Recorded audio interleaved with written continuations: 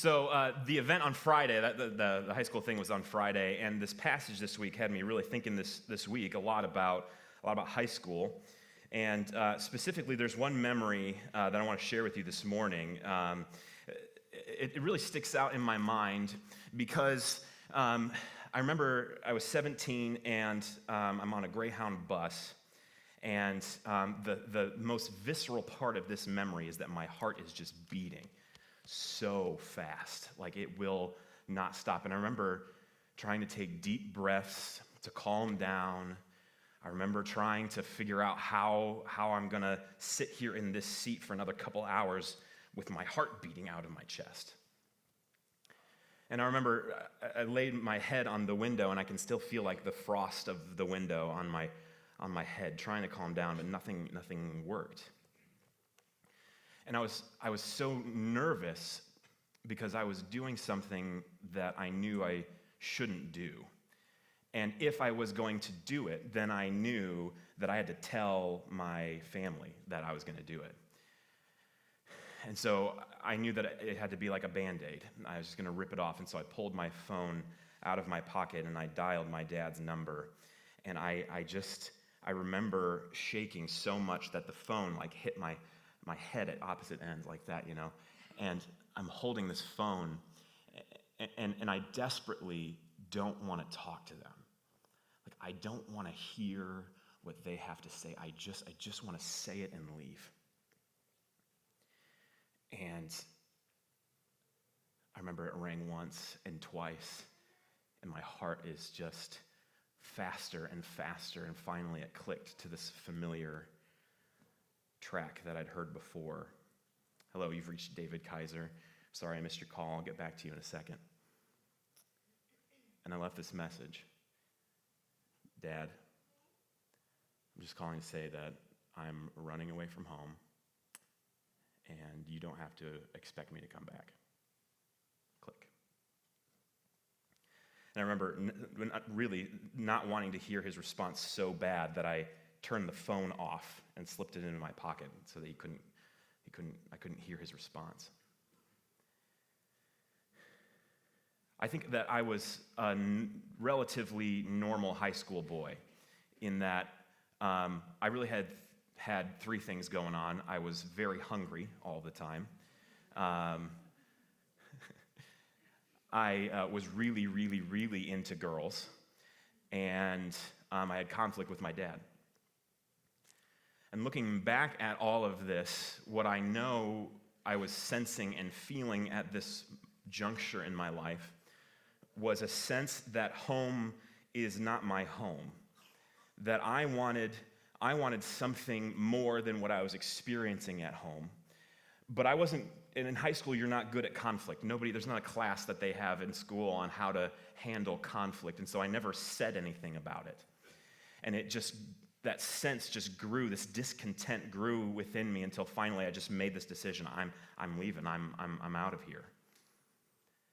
I think we have this sense in our culture that home doesn't necessarily mean home, you know? Like we have words and phrases to describe this. Like we praise people who can make a house into a home. The connotation of that is that it wasn't a home until that person got there to make it a home. Sometimes we say that people are at home in blank. Sometimes we say people are at home in conflict, or people are at home at work, or they're at home on the sports field. We have this concept that home doesn't mean necessarily home. I think we understand this.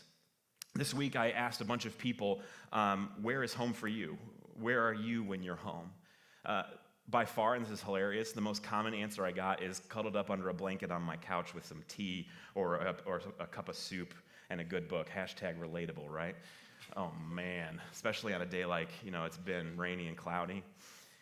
Some people said, I feel at home when I'm about to check the last thing on my to-do list off. They just love being that productive. They love that sense of, I'm done, I did it. They feel at home in that. Some people said that home for them was their high school or college mentor's house. That was the place where they felt loved and accepted like they belonged. Some people said that home was their spouse or their girlfriend, that was their heart's home. We know that home isn't necessarily home. See, home is an equilibrium, is a sense of well-being, of balance, homeostasis in your soul. It's that sense that everything is okay, and if anything is not okay, it's gonna be okay. It's that sense that I'm safe and loved, and I belong, and I am known, and I'm accepted. It's that place where you know that you're okay. That's what home is. I also ask people what home isn't. How do you know when you're not home? I got answers like when I'm in an uncomfortable situation. When I'm at work, literally, I'm not home. That makes sense.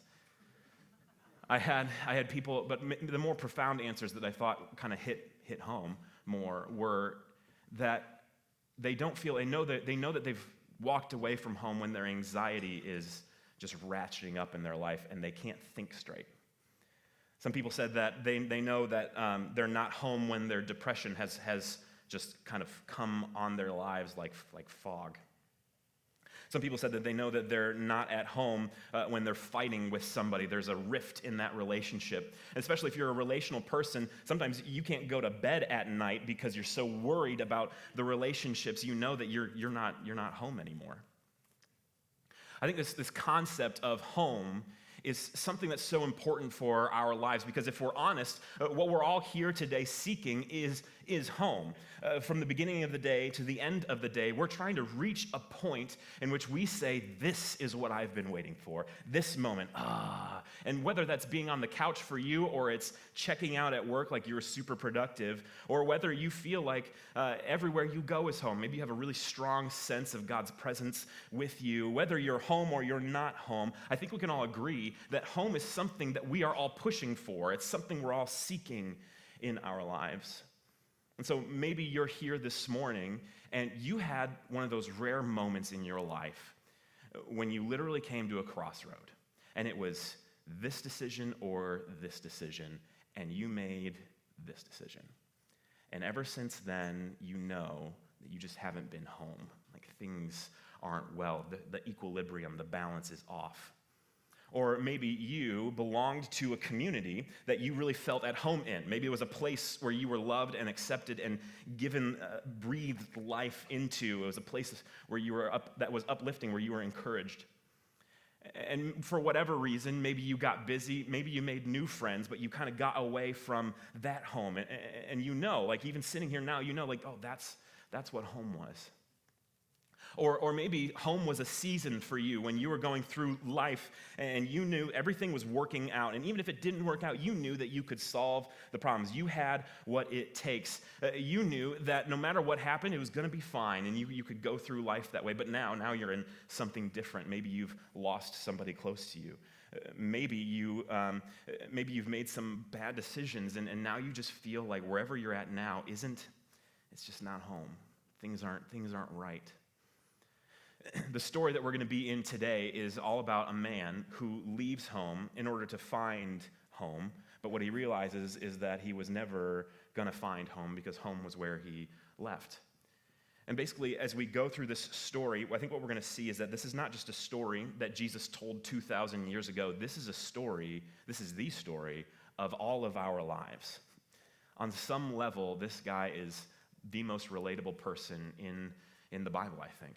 We're going to be in Luke chapter 15. If you brought your Bibles, you can turn to Luke chapter 15. We're going to start in verse 11. It's going to be a very familiar story. Here's what we're going to see. We're going to see the leaving, the reckoning, the returning, and the complaining. The leaving, the reckoning, the returning, and the complaining. Here we go. We're going to pick this up in verse 11. And he said, "There was a man who had 2 sons, and the younger of them said to his father, 'Father, give me my share of the property that is coming to me.' And he divided his property between them. Not many days later, the younger son gathered all he had and took a journey into a far country. And there he squandered his property in reckless living. And when he had spent everything, a severe famine arose across the country," which is a really bad time for a famine. "And he began to be in need. So he went and hired himself out to one of the citizens of that country, who sent him into the fields to feed pigs. And he was longing to be fed with the pods that the pigs ate, and no one gave him anything."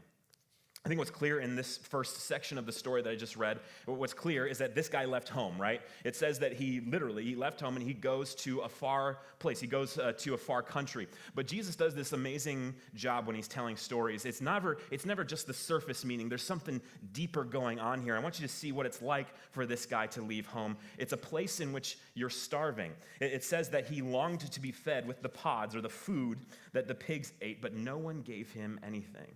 One of the ways that you know that you're not home is you're in a place of want. You're in a place of scarcity.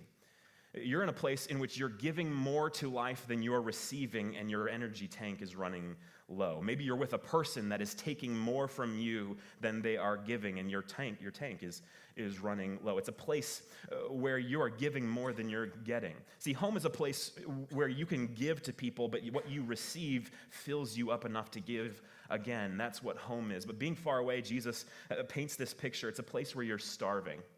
And now what's kind of interesting, too, about this place is that he's feeding pigs. In the first century Judaism, well, in Judaism still today, pigs are considered unclean. And so the imagery here is that this guy, the only job he can get is feeding something that's unclean. He's in a place of deep uncleanness. The imagery is that of the lowest depravity, the lowest degradation. This guy is at rock bottom. That's where he's at. But he's got an extra problem. Not just that he's starving, but it's that he can't really come home. And here's why. When he left, he did some damage. Look at what he says to the father. The father, the younger of them, said to his father, this is verse 12, "Father, give me my share of the property that is coming to me." He's asking for the inheritance.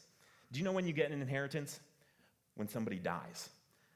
What the son is saying is, I don't care about you, Dad. I just care about the stuff that I'm going to get when you die. And actually, I can't even wait for that stuff. I can't wait for you to die. So why don't you just give me my inheritance now? Talk about a slap in the face. So he damages his father, but he also damages his family. He takes half of the possessions. Can you imagine losing half of your house? Which half would you lose? I'm keeping the kitchen. I don't care what you say. Can you imagine losing half of your bank account? What would that do to you right now? Can you imagine providing for your family and then losing half of your income?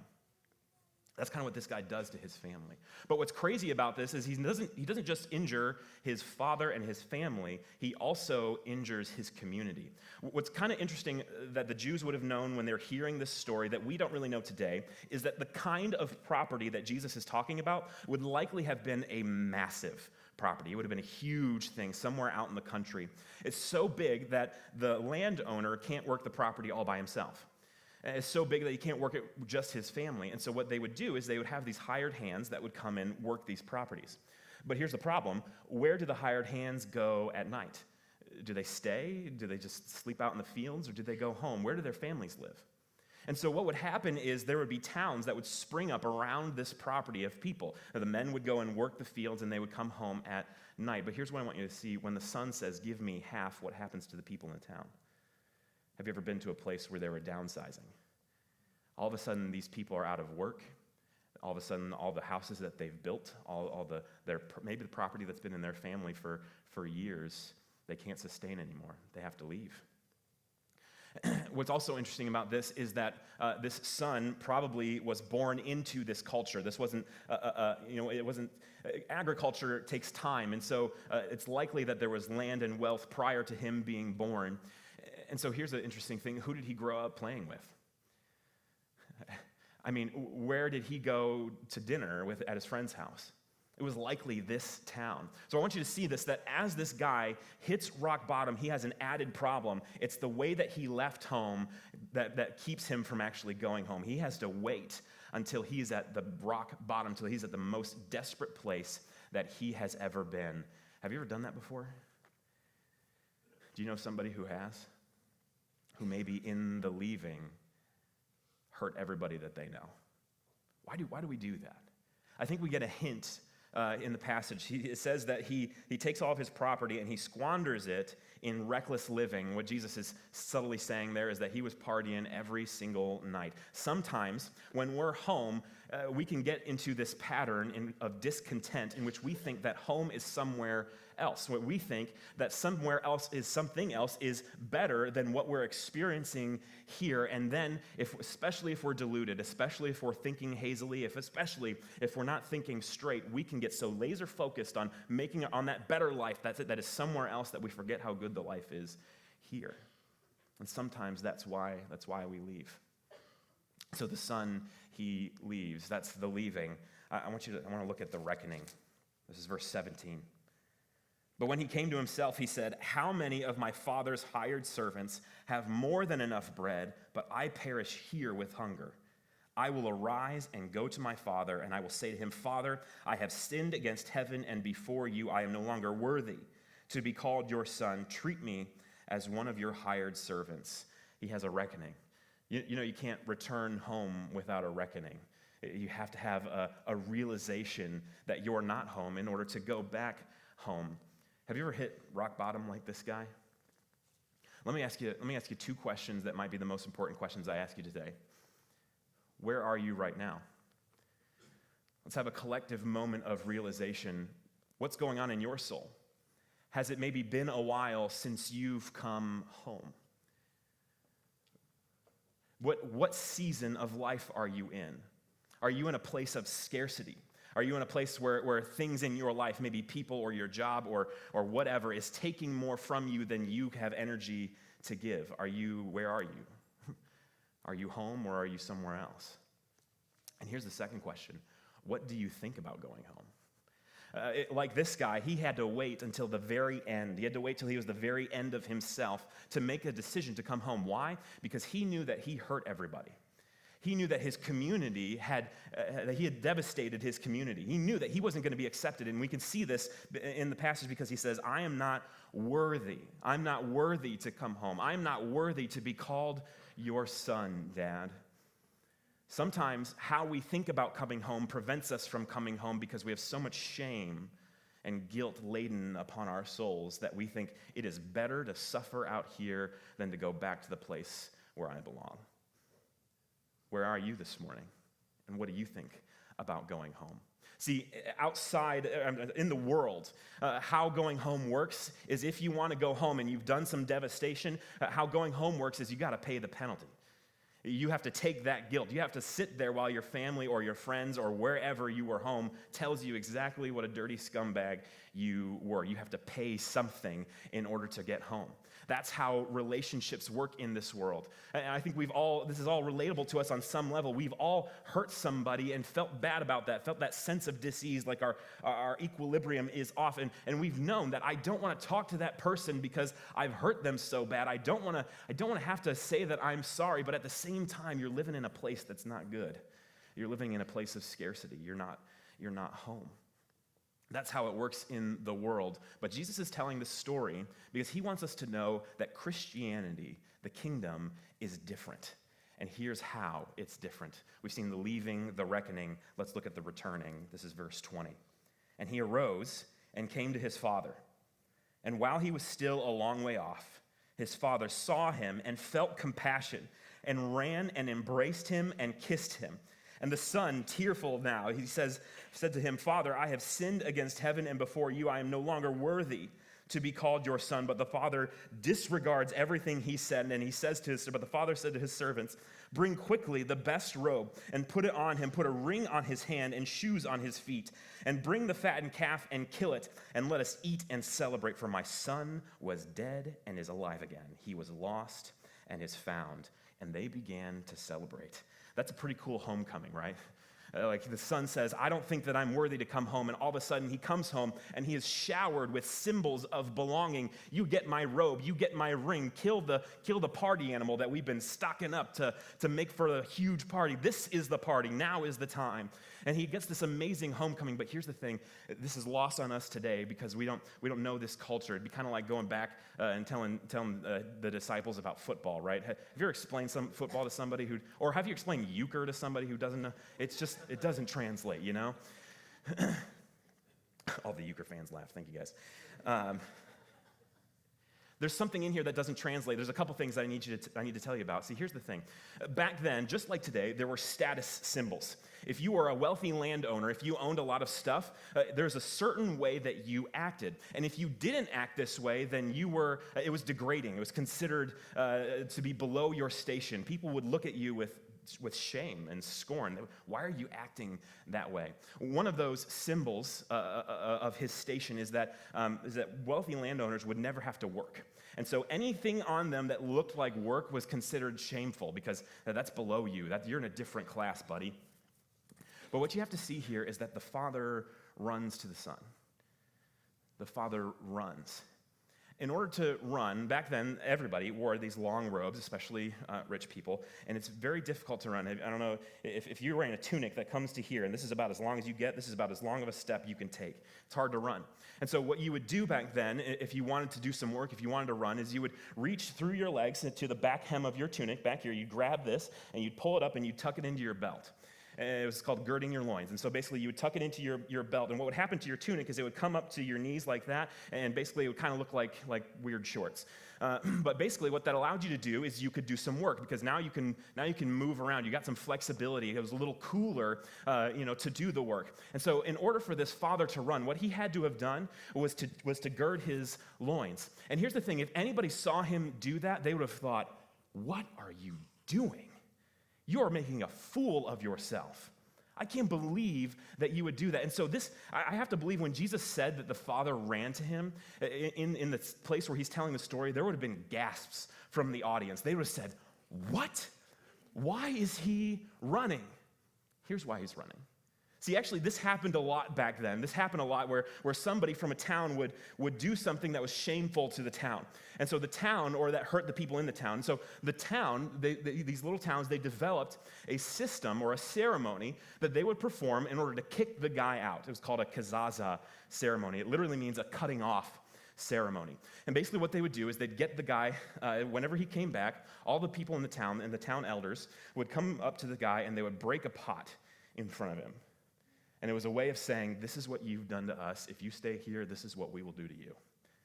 And it was called a kazaza ceremony, a cutting off. You can't stay. Why is the Father running? He's running to get to the Son first. He's running to beat the people to his Son. The Father shames himself so that his Son will not be cut off. The Father runs, probably with tears in his eyes, knowing exactly what everybody's going to be talking about for the next century, knowing exactly the shame that he's bringing upon himself by acting this way. He runs so that his Son would not be cut off, so that his Son would not suffer the shame. He runs because he wants the first thing his Son to experience is the irrational, reckless, crazy, overwhelming love, no matter what, that the Father has for this Son. He wants the Son to experience that instead of being cut off. And what we see in Christianity and what we see in versus the world, how relationships operate, is that it's very, very different. For God, what he does is he makes a fool of himself in order to keep us in the family. You know what's crazy about this too? Is the Father runs, he kisses his Son, he embraces him, and then there's people there. There's like servants there, right? So here's the thing. People in the town probably saw this guy run, and they're like, what is he doing? And they're going to go see what's going on. And they see the Son. I'm sure they see the Son on the road, and they see the Father running through town to get to the Son, and they're like, oh, no. I'm cutting this guy off. You have no idea. My grandmother starved last winter. You have no idea. I'm gonna cut this guy. And so I'll bet they're there with pots. And you know what the Father says? Bring me a robe and get the ring. Kill the animal. We're having a party. I want you to see this. He sets the tone for the returning. All of a sudden, this town that maybe that he had done so much damage to, they have to think, okay. All of a sudden, they obey, and his Son is safe. He's no longer cut off. See, here's the thing in Christianity. What we believe, the core of Christianity is it's called the gospel. It's the foundation that all of this is built on. And at the core of the gospel is a giving and a taking. See, the taking part of Christianity is that on the cross, Jesus took our shame, took our sin, just like this Father. He shamed himself so that we would not be cut off. So he takes all of the mistakes and failures that we have done, and he takes it upon himself. So it is no longer we who carry the burden, but him. But that's the taking, but there's also a giving. What we believe in Christianity, Paul talks about this in 2 Corinthians 5. Theologians call it the great exchange. There's a taking, and then the giving is this, that Jesus gives us his righteousness. It's not just that we are sinless, and now it's as if we never left home. Now it's as if we have done every single thing right. I want you to see this. Just like the Father, Jesus takes the shame upon himself and gives us all of the symbols of belonging. Jesus throws the party for us while he is cast out. Jesus puts the ring on us while he is killed. It's the great exchange. That's the heart of Christianity. Here's the thing that we learn from this. You know where home is? Home is where you're loved no matter what. Home is where no matter your failures or your mistakes, you are accepted. It's not just accepted. It's that God was willing to put your failures and your mistakes upon himself so that he could have you. That's where your home is, where you're loved no matter what. That's the returning. We've seen the leaving, the reckoning, the returning. Now I want to finish real quick with the complaining. This might seem a little out of place, but that's the point. This is verse 25. Now his older son was in the field, and as he came and drew near to the house, he heard music and dancing. And he called to one of the servants and asked what these things meant. And he said to him, your brother has come, and your father has killed the fattened calf, because he was received back safe and sound. But he was angry and refused to go in. His father came out and entreated him, but he answered his father, look, these many years I have served you, and I have never disobeyed your command. Yet you never gave me a young goat that I might even celebrate with my friends. But when this son of yours, catch that, this son of yours, not my brother, this son of yours, who has devoured your property with prostitutes, you killed the fattened calf for him. And he said to him, son, you are always with me. All that is mine is yours. It was fitting to celebrate and be glad. For this your brother was dead and is alive. He was lost and is found. I want you to see a couple things here. Jesus, well, let me say this first. Whenever you come home, whenever you've been away and you come back, there's always going to be complainers. Pop culture would call them haters. You're always going to have haters. Here's how God deals with the haters. He shows them love no matter what, too. He says, son, he calls him son. I want you to see you still belong. You can be angry at me and you can throw these little barbs at me, but that doesn't make you not belong. You still belong here, son. And he says, you are always with me. You have always done what I wanted you to do. You are good. What he's saying is, I accept you and I love you no matter what as well. Jesus loves them no matter what. But there's also this other point that Jesus is really trying to make here. I want you to see where the son is. Where's the older brother? The party's going on inside. Where is he? He's left home too. I want you to see this, that it is entirely possible to be a Christian, to look like a good Christian, and yet not have the heart of the Father. It is entirely possible to work the fields and make yourself look better and not be looking for the people who left.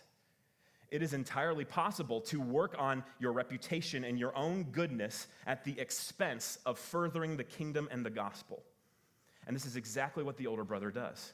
He doesn't love no matter what. He's missing the heart of the Father. Here's the thing, when prodigals come back, there's a huge party. It's amazing. All of a sudden, you've returned home, and the Christian community shouts and rejoices, and we kill the party animal because we want to, or we get Taco Bell, whatever. We want to make this thing awesome. That's what I would do. Don't put me in charge of catering. We have a party. But when you're an older brother kind of Christian, when your Christianity is really all about you, when a prodigal comes home, what you think is, why am I not being celebrated? Do you see what he did? He shifts it. He turns it. It's not about the Father getting back what he has lost. It's about him. It's about his appreciation. It's about where he's at in life. It's about what he has done. And all of a sudden, you become an older brother Christian. And what happens is you become the worst witness to the gospel because on paper you look like a Christian, but your heart couldn't be further from home. But here's the beauty. It's that in this great exchange, in the gospel, it doesn't matter how many times you've left. It doesn't matter how many times you've come home and left again. It doesn't matter if you're an older brother or a younger brother. God loves you no matter what. Isn't that beautiful? I remember somewhere between Detroit and Lansing, pulling my phone out again and trying to have a reckoning, like I'm sure my dad has called me back. And so I listened to my voicemail, and sure enough, he was on his way. Later, I would learn that he said to my mom, if I can't beat a Greyhound bus to Lansing, I shouldn't be able to drive. Accurate. And he got me in Lansing. And what this started, you may remember I had said that all this had built up inside of me. I had become so hardened and so angry and so really bitter that healing wasn't going to happen right away. And so this started this process that was maybe a year or two long of rebuilding, but first maybe tearing down more the relationship. And I'll never forget this. One day he asked me, he said, hey, Josh, I'm preaching at our church this weekend, and they've asked me to preach on parenting. And I remember thinking, okay. I'm sure they could have picked about 6 other people that were better because I was nasty. And he said, I really want you to come. And you have to understand what was going on in my heart. Like, what? Here's what I'm expecting. I'm going to walk in, I'm going to sit down, and he's going to say, here's 10 things that you need to do when your good-for-nothing son runs away. Or if that didn't happen, maybe he would just stick to the scripture, and it would, and no matter what he said, I was going to interpret it as condescending, as something about me. But here's what happened. He walked on stage, and he didn't talk about me at all. He talked about his failures. He talked about how he had messed up in parenting. From stage, maybe your father is one of the most important men in your life. I watched him be humble in front of people that respected him, in front of people who thought highly of him. He said, no, here's what I've done.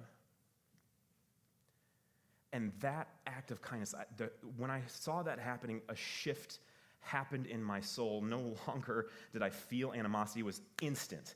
All of a sudden, it just washed completely away, and all that was welling up in my soul was love and appreciation. And I remember being in church and making a fool of myself because I was sobbing so hard. I was making a scene. And he got off the podium, and I gave him a hug, and I remember these deep sobs came out from a place that I didn't even know was there. I got snot on his jacket. I remember that part.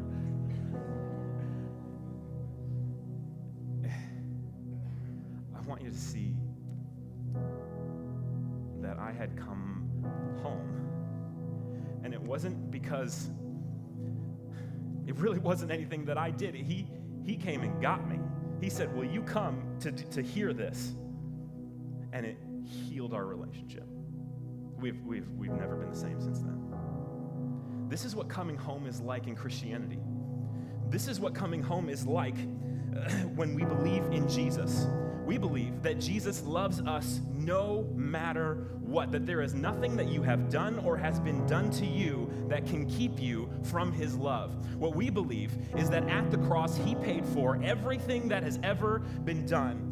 We believe that he has this unilateral, one-way, never stopping, never giving up love, and all he wants to do is overwhelm you with it. And so I'm going to bring the band up, and here's what I want to do. I want to give you an invitation this morning.